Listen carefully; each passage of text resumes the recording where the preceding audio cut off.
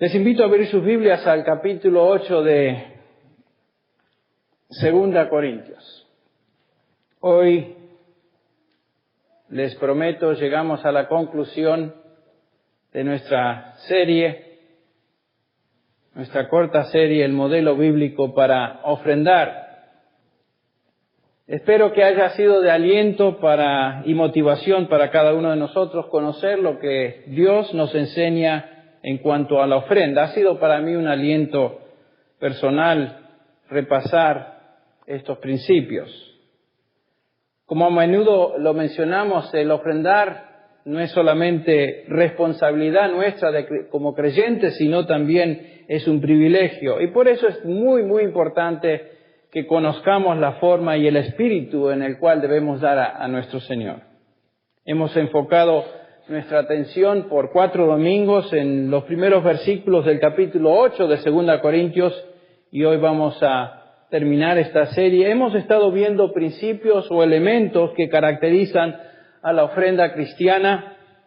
En este pasaje, ustedes recordarán, Pablo utiliza el ejemplo de las iglesias en Macedonia y su ofrenda para enseñar a los corintios y, por supuesto, por aplicación a toda la iglesia a lo largo de la historia.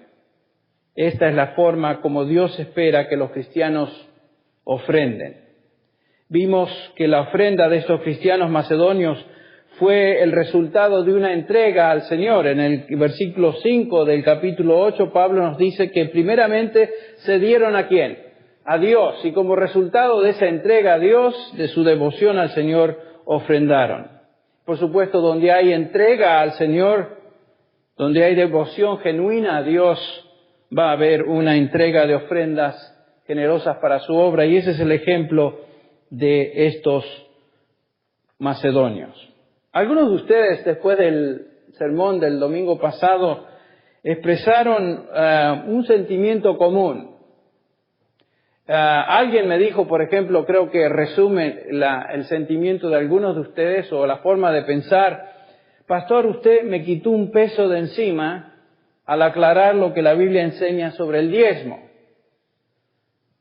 Francamente, cuando llegué a casa me puse a pensar en cuanto a lo que algunos de ustedes estarán pensando en cuanto a esto, y francamente no estoy muy seguro de lo que se entendió, pero hay dos posibilidades. La primera es que, qué bueno, ¿no? Ya no me tengo que preocupar de dar el diezmo. Y yo vivía bajo la presión y el temor de que si no daba el diezmo de alguna manera Dios me iba a castigar. Bueno, ese no es el espíritu. Espero que no es la idea de que ahora ya no me tengo que preocupar en cuanto a mis ofrendas, sino que sea todo lo contrario. Ahora que entiendo lo que la ofrenda a Dios significa, basada en las Escrituras, ahora sí puedo dar con libertad, pero también generosamente. Y espero que eso sea lo que se haya entendido.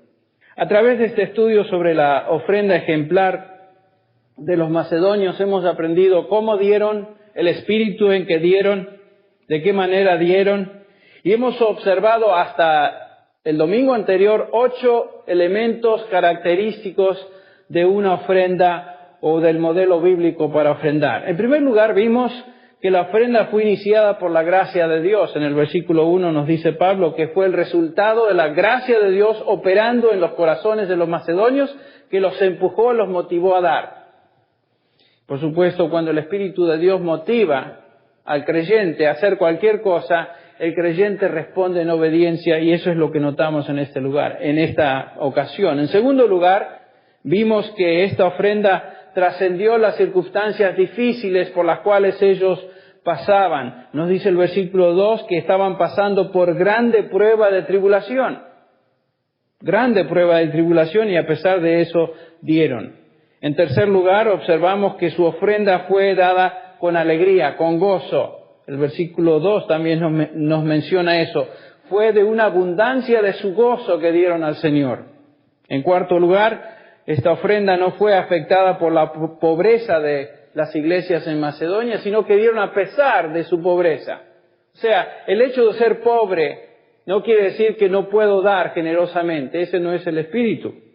En quinto lugar, vimos que esta ofrenda se caracterizó justamente por ser generosa. Dieron con liberalidad, dieron conforme a sus fuerzas y aún más allá de sus fuerzas. En sexto lugar, vimos que la ofrenda fue proporcional. Dieron conforme a su capacidad.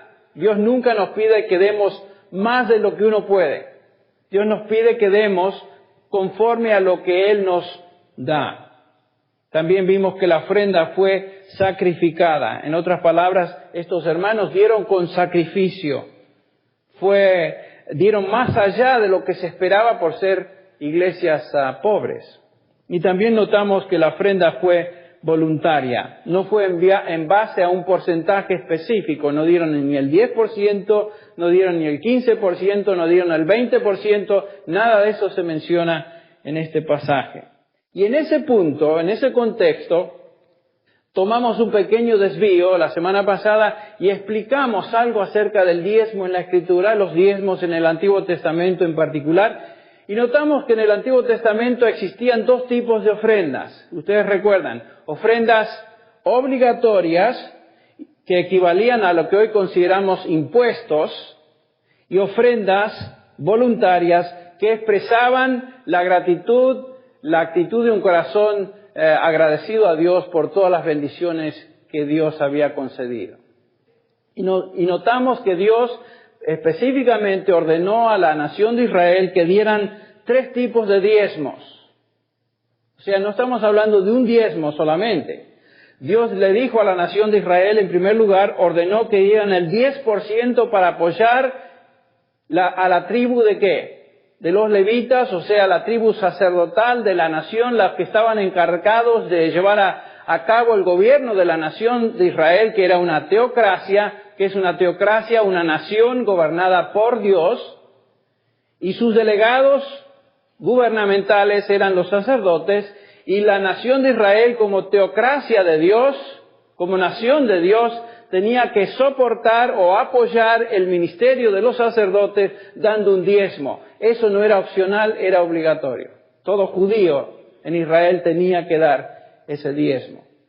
El segundo diezmo que la nación de Israel daba era el diezmo que se pedía o que Dios prescribía para los festivales o celebraciones religiosas de la nación judía. Y todo judío cada año tenía que apoyar a la nación y el sentido de unidad de la nación a través de un diezmo para llevar a cabo estas festividades. Y había un tercer diezmo que dijimos era una especie de seguro social que cada 3 años los judíos daban para contribuir a las necesidades de los pobres, los huérfanos, las viudas, y eso lo tenían que dar cada tercer año. Si sumamos los 3 diezmos, aproximadamente cada judío o cada israelita, cada miembro de la nación judía, daba un 23% de sus entradas. Y eso era solamente limitado a aquello que se consideraban ofrendas obligatorias.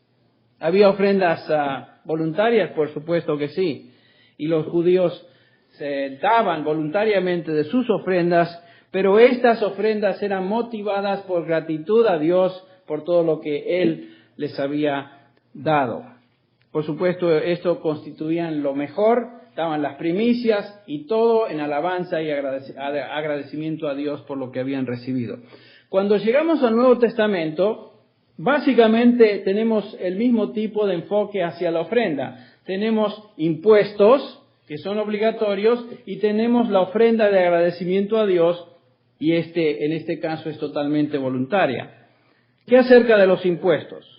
Cuando llegamos a los evangelios y vemos la vida de Jesús, notamos que la nación judía, cuando el Mesías se encuentra sobre esta tierra, todavía vivía bajo la ley mosaica. O sea, ellos continuaban practicando las leyes de Moisés y, por supuesto, continuaban dando lo que se esperaba de todo judío, que contribuyeran diezmos para el sostenimiento de los líderes religiosos. En el caso de esta época, los fariseos, por ejemplo, y los saduceos eran parte de este grupo religioso. También había impuestos que los judíos daban para la nación no para la nación de Israel, sino que eran impuestos imperiales. Eran impuestos que la nación, el Imperio Romano, demandaba de los judíos para contribuir al imperio. Y por supuesto esto no era voluntario, era algo que todo judío debía dar como súbdito del Imperio Romano. Y por supuesto ustedes recuerdan que Roma había reclutado a varios de estos recaudadores de impuestos, que eran judíos, hebreos, que trabajaban para el imperio y extraían de los judíos, sus compatriotas, dineros, impuestos para Roma. ¿Ustedes recuerdan alguno de ellos? Por ejemplo, Mateo era el más sobresaliente, era uno de estos recaudadores, y otro que vamos a ver en un instante también, que era odiado por la nación y se subraya en Lucas, era Zaqueo. Bueno, entonces vemos que los pobres judíos estaban bajo una pesada carga de impuestos nacionales e impuestos imperiales.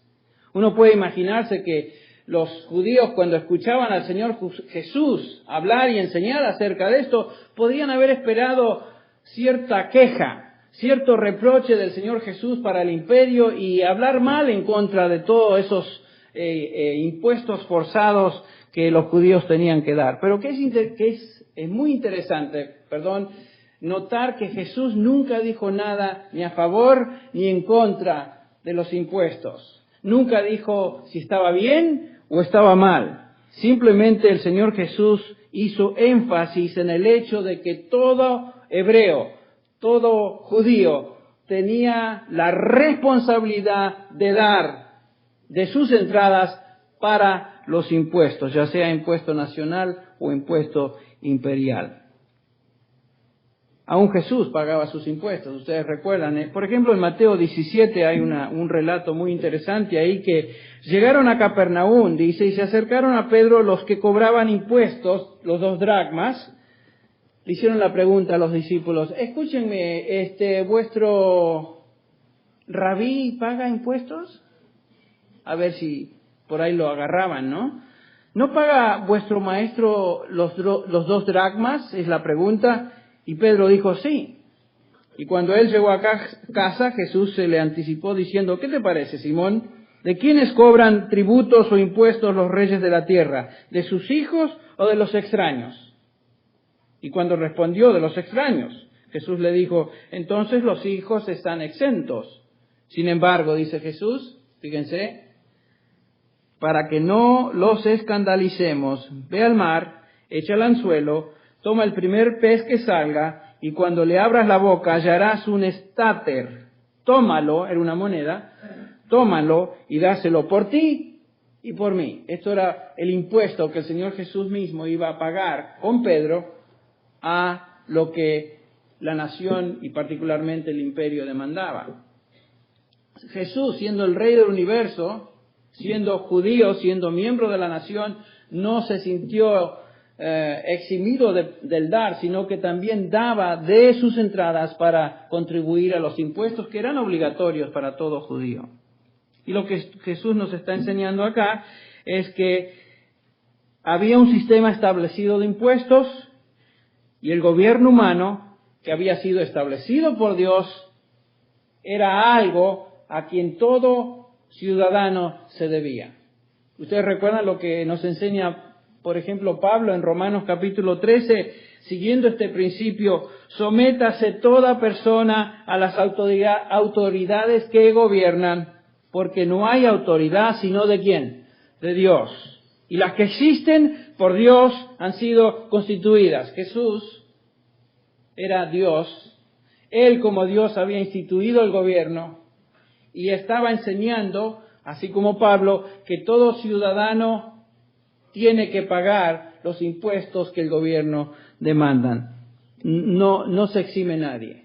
No es una opción, los impuestos son obligatorios. Pedro dice en 1 Pedro 2:13, someteos por causa del Señor a toda institución humana. Jesús lo hizo, los discípulos lo hicieron, es nuestro deber también. El gobierno es establecido por Dios, el gobierno demanda, entre otras cosas, que paguemos nuestros impuestos. Así que cuando viene abril 15, nadie se queje, aunque no nos gusta, aunque nos duele, es nuestro deber como ciudadanos de este país, ciudadanos bajo este gobierno, de pagar ¿qué? Nuestros taxes, así les llamamos hoy.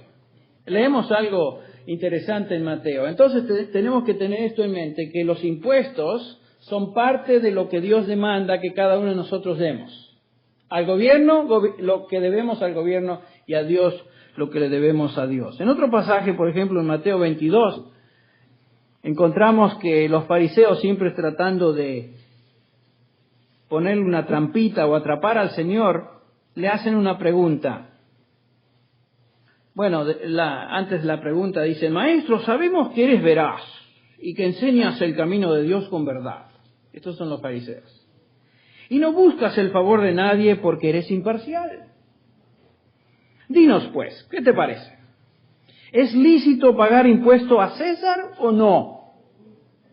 Y ustedes pueden notar el tono satírico detrás de la pregunta. Jesús, conociendo su malicia, ahí está, dijo: ¿por qué me ponéis a prueba, hipócritas? Me imagino que se quedaron como fríos, ¿no? Mostradme la moneda. Mostradme la moneda. Y hace la pregunta, trajeron un denario y el Señor les dice: ¿de quién es la imagen de esa moneda? Y ellos dijeron: del César. Así bien, quedaron del César. Entonces Jesús les dice: pues entonces dad a César lo que es de César, ¿y qué? A Dios lo que es de Dios. Es una afirmación tremenda en el Nuevo Testamento. La reacción de ellos es interesante. Al oír esto, se maravillaron en primer lugar, porque no lo trastabillaron, y dejándole se fueron, para en otra ocasión volver a tratar de hacer lo mismo, ¿no? Pero es interesante que el Señor Jesús dice: lo que es de César, lo que es del gobierno, es del gobierno. Lo que es de Dios, es de Dios. Lo que el gobierno demanda, eso hacer, eso dar. Y a Dios lo que es de Dios. Mateo 23:23, el Señor Jesús dice: ay de vosotros, escribas y fariseos hipócritas, porque pagáis los diezmos de la menta, del eneldo y del comino, y habéis descuidado los preceptos de más peso de la ley, la justicia, la misericordia y la fidelidad. Estas son las cosas que debíais haber hecho sin descuidar aquellas. Noten lo siguiente, que Jesús no critica el hecho de que los fariseos daban sus diezmos. Era loable. El problema con los fariseos es que daban el diezmo, pero se olvidaban de lo principal, que era un espíritu de corazón, un espíritu de gratitud y alabanza a Dios que ellos jamás tenían. Jesús les recuerda entonces que dar el diezmo bajo la ley, a lo que se daba a los levitas, que es lo que ellos mencionan, estaba muy bien, pero se habían olvidado de lo principal. Eran hipócritas porque solo hacían y cumplían ritos exteriores sin que su corazón estuviera enfocado en la adoración a Dios. Me pregunto cuántos creyentes a veces dan ofrendas siguiendo un rito exterior, pero no les sale del corazón. ¿Sabe lo que eso es? Ser hipócrita. Entonces vemos que el Nuevo Testamento enseña con claridad que debemos pagar impuestos, dar al gobierno lo que éste demanda. ¿Qué acerca de la ofrenda voluntaria en el Nuevo Testamento? Vimos un poquito acerca de esto. El Nuevo Testamento no nos enseña que el cristiano está bajo el mandato divino de dar el 10%. La ofrenda es una obligación de cada creyente, pero no es mandatorio en cuanto a una cantidad o un porcentaje específico. ¿Qué quiere decir esto? ¿Que ahora tengo la libertad de ser mezquino con Dios? Algunos piensan que el no tener un mandato específico en el Nuevo Testamento en cuanto al diezmo les permite dar de vez en cuando lo que quieran, lo que se les antoje y a veces lo que les sobra. Esto no es lo que la palabra de Dios nos enseña. Nos dice Pablo en 2 Corintios 9:6, el que siembra escasamente segará. El que siembra abundantemente también segará. Todos los principios que hemos estado estudiando entonces hasta hoy subrayan el hecho de que la ofrenda a Dios, o la ofrenda, mejor dicho, que Dios espera de los suyos, debe ser una ofrenda generosa. Nunca vamos a dar más a Dios de lo que Él nos dé a nosotros. Jamás. Jamás. Un cristiano que entiende lo que ha sucedido con él en su conversión va a dar espontáneamente y generosamente. Eso es lo que le sucedió a Zaqueo. ¿Ustedes recuerdan la historia de Zaqueo? Aquel peticito, el chaparrito, el pequeñito Zaqueo, que sabía que Jesús venía, se subió al sicómoro allá para ver, porque no podía ver por encima de los demás. Y leemos que cuando Jesús llegó al lugar, en Lucas 19:5, miró hacia arriba, y el Señor ya sabía quién estaba ahí. Y le dijo: Zaqueo, date prisa, desciende, porque hoy debo quedarme en tu casa. Entonces él se apresuró a descender y le recibió con gozo. Pero qué interesante lo que dice Lucas. Y Zaqueo, puesto en pie, dijo al Señor: He aquí, Señor, la mitad de mis bienes daré a los pobres, y si en algo he defraudado a alguno, póngale la firma que había defraudado, se lo restituiré cuadruplicado. Miren, esta es la respuesta de un hombre convertido. Esta es la respuesta de un hombre que ha sido transformado por Dios y en agradecimiento a Dios no da el 10%, da el 50%, la mitad de lo que tengo doy. Ese es el espíritu de la ofrenda. Zaqueo lo representa en una forma increíble. No tenía nada que ver con impuestos, nada que ver con sumas fijas, con prescripciones específicas de la ley. La ofrenda a Dios es la ofrenda de un corazón agradecido y siempre, escuche bien, siempre generosa. Siempre. Esto es justamente lo que los macedonios hicieron. Ahora volviendo a 2 Corintios 8.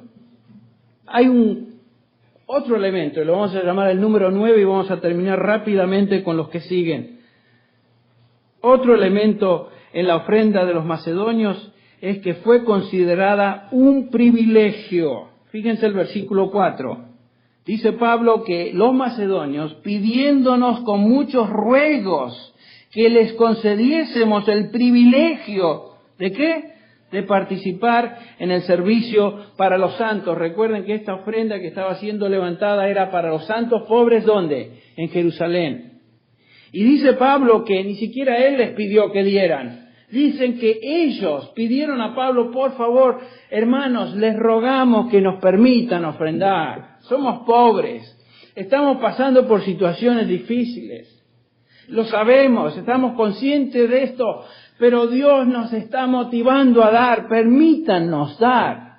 Es un ruego.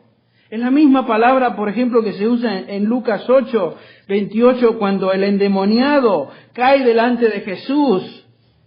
Y le dice el demonio: ¿qué tengo yo que ver contigo, Jesús, Hijo del Altísimo? Y después la palabra: te ruego que no me atormentes. Ese era el espíritu en que estos macedonios estaban dando. Bueno, aquí viene, ok, bueno, aquí, a ver cuánto tengo. Bueno, aquí te va. No. Les rogamos, hermanos, permítanos dar. Era implorar con todas sus fuerzas. Estos veían a la ofrenda como un privilegio, no como una obligación. Era un privilegio de participar. La palabra es koinonia, participar, tener comunión, compartir con las necesidades de los santos en Jerusalén que eran pobres. Y noten que eran hermanos en Cristo Jesús que ni siquiera habían conocido. Querían dar porque eran hermanos en Cristo.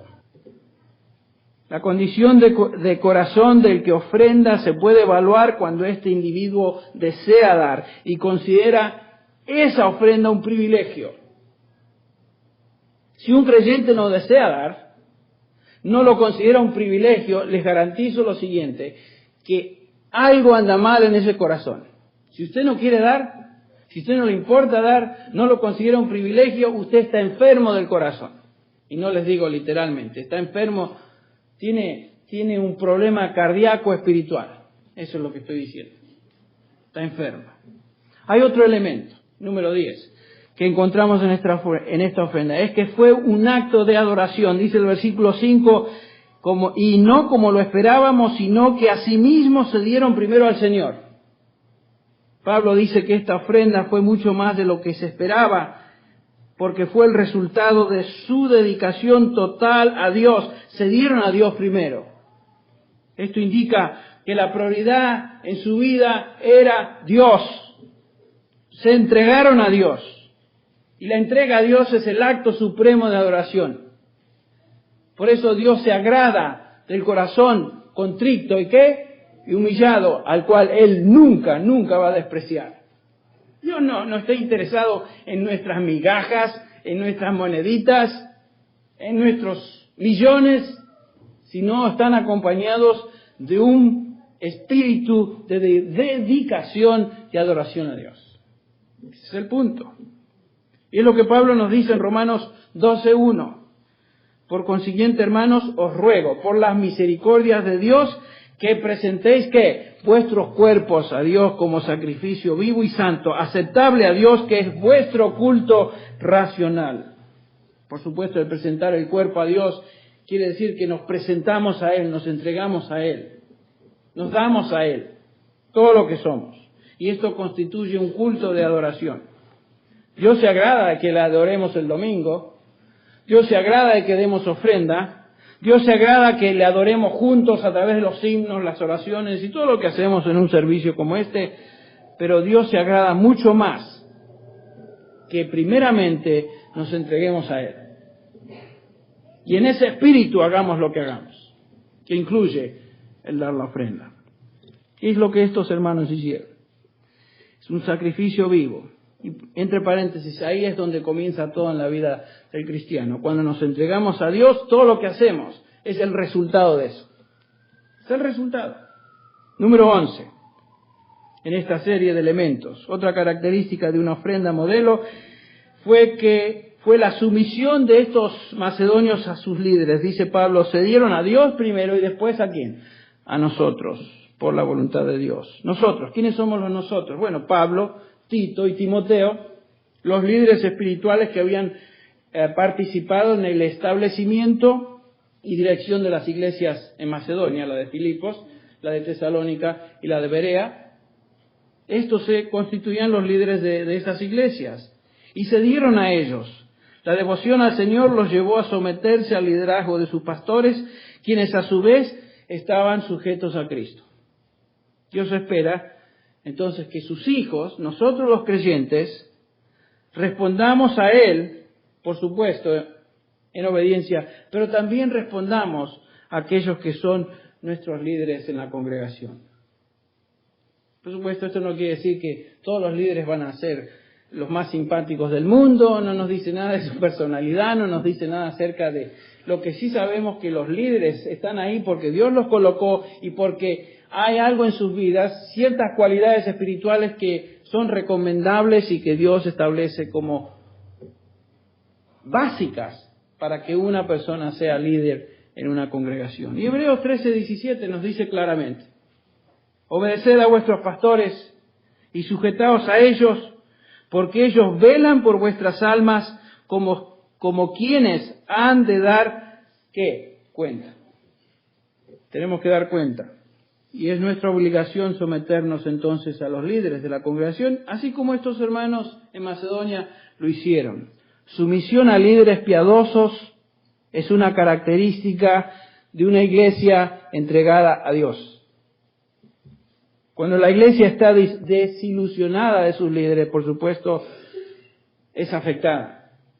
Y aún sus ofrendas son afectadas. Eso es indudable. Ustedes recuerdan, ya hemos visto esto, no tenemos tiempo de hablar en detenimiento, pero ustedes recuerdan que los corintios habían empezado a dar una ofrenda a los pobres de Jerusalén y esa ofrenda se había detenido porque habían escuchado por falsos apóstoles y falsos maestros que Pablo realmente no era un apóstol del Señor. Él les envía una carta defendiendo eso y corrigiendo esa mala información que tenían.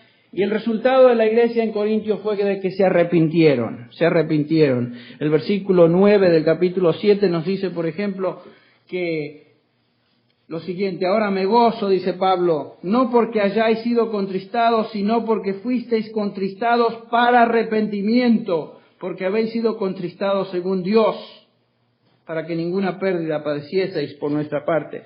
Pablo estaba gozándose en el hecho de que los corintios habían reaccionado. Tito fue, los visitó, les informó, recibieron la carta, se arrepintieron y ahora Pablo les invita ahora a continuar dando la ofrenda que se había detenido.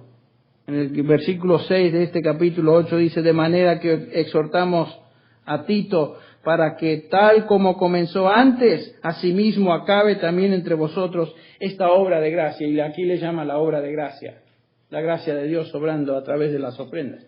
Continúen dando, hermanos, dice Pablo. Ahora que se arrepintieron, el punto es que cuando la reputación de un líder está ahí de por medio y se cuestiona, afecta la forma en que la iglesia da. Pero si los líderes son fieles, si los líderes son de Dios, son piadosos, la iglesia tiene que responder también a través de las ofrendas. Esa es parte de la enseñanza de este pasaje. Y eso es lo que los macedonios notaron. Vamos a ser obedientes a Dios y vamos a ser obedientes a los líderes de la iglesia. Hay otro elemento y característica es: la ofrenda acompaña a otras virtudes cristianas. El versículo 7 de este capítulo dice, versículo 7, por tanto, como en todo abundáis en fe, en palabra, en ciencia, en toda solicitud y en vuestro amor para con nosotros, abundad también en esta gracia, hablando de la ofrenda. La ofrenda no es aislada o separada de otras virtudes cristianas. La ofrenda que el Espíritu de Dios inspira siempre acompaña a otras virtudes y obras que el Espíritu Santo está llevando a cabo en los corazones de los hijos de Dios.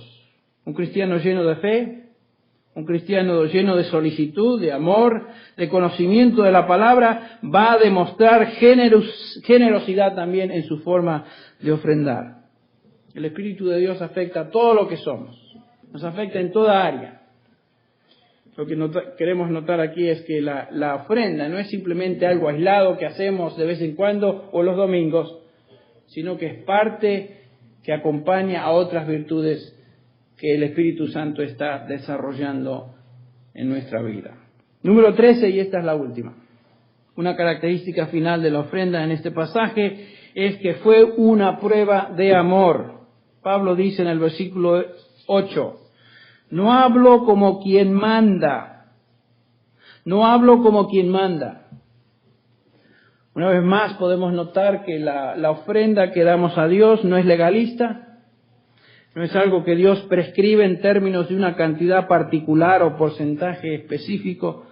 La ofrenda es voluntaria. La ofrenda da a relucir lo que hay en el corazón. La ofrenda certifica el nivel, el grado de amor que también tenemos y expresamos a Dios. Uno puede dar sin amor, pero esto constituye una obligación ritualista. Si uno no da en amor, una actitud de amo a Dios, amo su obra y doy por eso, entonces se constituye en un rito, se constituye en algo legalista. La cantidad que demos en cierto sentido expresa y prueba la cantidad de nuestro amor a Dios, a su obra, a los suyos. ¿Ustedes recuerdan lo que dijo Juan en su primera carta? Pero el que tiene los bienes de este mundo y ve a su hermano en necesidad y cierra su corazón contra él, ¿cómo puede morar qué? El amor de Dios en él. Hijitos, dice, no amemos de palabra ni de lengua, sino de hecho y en verdad. Eso es lo que hicieron los macedonios. Si alguno dice yo amo a Dios y aborrece a su hermano, él es un mentiroso. Porque el que no ama a su hermano a quien ha visto, no puede amar a Dios a quien no ha visto. Es obvio. Pablo les está diciendo a los corintios, no les estoy mandando a dar, no les estoy obligando a dar, sino que les estoy pidiendo que demuestren su nivel de amor, de sinceridad a Dios, a su obra, a sus hijos. Eso es lo que estaba pidiendo Pablo. El amor a Dios en nuestros corazones entonces no es un amor mezquino. Un cristiano tacaño, un cristiano así codo, en sus ofrendas está demostrando que no ha crecido en amor. Lo cual indica que no ha crecido en gracia, lo cual indica que no ha crecido en el conocimiento del Señor y su palabra, y desobediente, entre paréntesis. En resumen, antes de entrar a la participar de la cena del Señor. ¿Qué hemos aprendido de estos macedonios y su ofrenda? Estos creyentes son un ejemplo para la iglesia cristiana de cómo se debe ofrendar. Es una ofrenda iniciada por la gracia de Dios, trasciende las circunstancias difíciles, debe ser dada con gozo, no es estorbada o afectada por la pobreza, es generosa, es proporcional, debe ser sacrificada, es voluntaria, se debe considerar como un privilegio y no como una obligación, es parte de la adoración a Dios, debe ser llevada a cabo en sumisión a los pastores, los líderes de la iglesia, es parte integral de otras virtudes cristianas y finalmente es una prueba de amor a Dios, a su obra y a su pueblo. Esta fue la ofrenda de los macedonios, esta fue la ofrenda de cristianos entregados a Dios y esta es la ofrenda que Dios desea y bendice. Espero que esta ofrenda inspire la ofrenda que nosotros traemos al Señor o traigamos al Señor desde hoy en adelante. Vamos a orar. Padre, tú nos enseñas que todo comienza con una entrega a ti. Estamos conscientes del hecho de que nos has hablado a través de estos principios, de estas características, de una ofrenda modelo. Gracias, Padre, por hablarnos en tu palabra tan claramente. Ayúdanos, Señor, a responder en obediencia. Pedimos, Señor, que tu Espíritu nos instruya y nos redarguya en aquellas áreas donde necesitamos convicción. Padre, pido que bendigas a cada oyente en esta mañana. Y ahora, Señor, al predisponernos a participar de la cena del Señor una vez más, nos entregamos a ti como sacrificios vivos. Nos damos a ti todo lo que somos, todo lo que tenemos. Somos tuyos, te pertenecemos. Nos entregamos en el nombre de Jesús. Amén.